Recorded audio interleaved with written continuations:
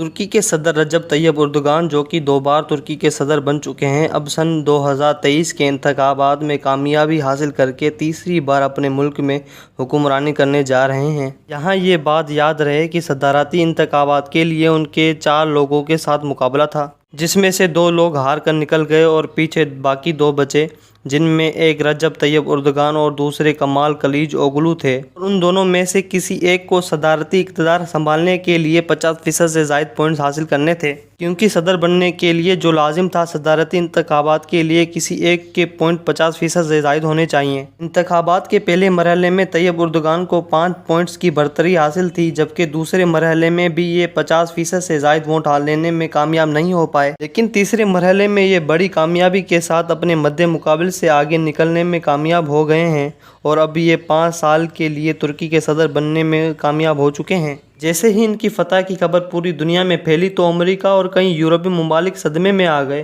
کیونکہ انہوں نے واضح الفاظ میں یہ پیشن گوئی کر دی تھی کہ آخر مرحلے میں طیب اردگان نہیں بلکہ ان کے مد مقابل صدر بنیں گے۔ ان کی فتح پر پورے ملک میں جشن منایا گیا، پوری ترک عوام ہاتھوں میں جھنڈے اٹھائے سڑکوں پر نکل آئی، بڑے بڑے قافلوں میں طیب اردگان کے حق میں نعرے بازی کی گئی، اور ماسکو اور استنبول سمیت بڑے بڑے شہروں میں آتش بازی کا مظاہرہ کیا گیا۔ صرف اتنا ہی نہیں، رجب طیب اردگان نے ترکی عوام کے سامنے گیت گا کر خوشی کا اظہار کیا۔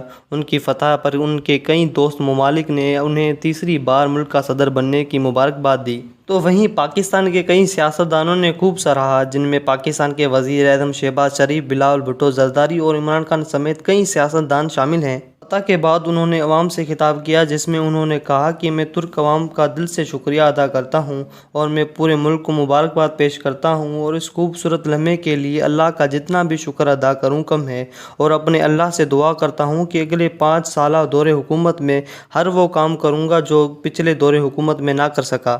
دوستو، طیب اردگان 25-30 سال پہلے استنبول سے سیاست میں سامنے آئے تھے۔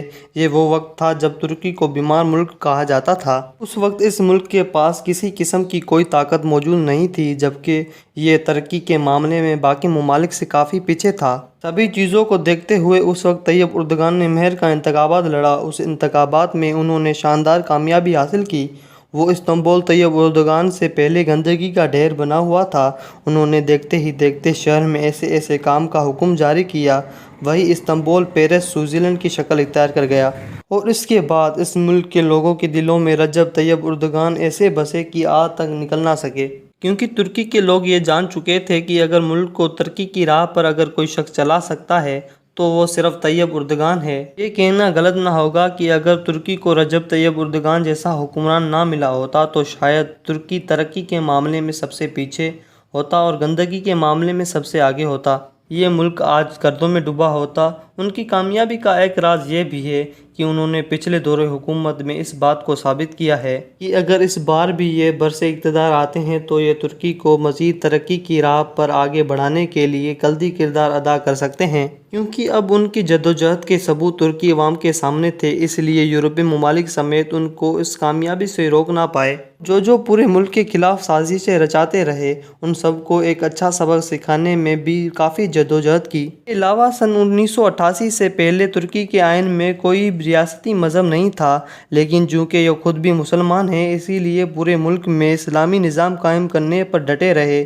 جبکہ آج سوال یہ اٹھ رہا ہے کہ اپنے اگلے 5 سالوں میں ملک میں کیا کیا کارنامے سر انجام دیں گے، جیسا کہ انہوں نے اپنے پہلے خطاب میں یہ بات کہی کہ وہ اپنے دور حکومت میں شام کی سرزمین کو آزاد کروانے میں پوری کوشش کریں گے تاکہ شام کے لوگ اپنے ملک واپس جا سکیں۔ اس کے علاوہ ترکی کی معیشت اور جمہوری نظام میں پہلے سے بھی زیادہ بہتری دیکھنے کو ملے گی۔ ترکی کے لیے ایک زبردست بات یہ بھی ہے کہ اگلے 1 سے 2 مہینوں میں ترکی سے 100 سالہ معاہدہ بھی ختم ہونے جا رہا ہے۔ پہلے ترکی اپنے ہی ملک سے پٹرول نہیں نکال سکتا تھا، لیکن 2 سے 3 مہینے بعد ترکی نہ صرف اپنے ملک سے پٹرول نکالے گا بلکہ اپنے بڑے پیمانے پہ ایکسپورٹ بھی کرے گا۔ ملک کی معیشت میں کافی تیزی سے بہتری آئے گی۔ یہاں ایک اچھی بات یہ بھی ہے کہ ترکی کے صدر اپنے ملک میں خلافت عثمانیہ کا دور لائیں گے۔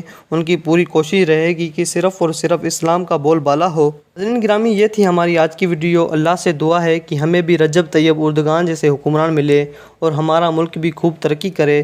ملتے ہیں اگلی ویڈیو میں، تب تک اللہ نگہبان۔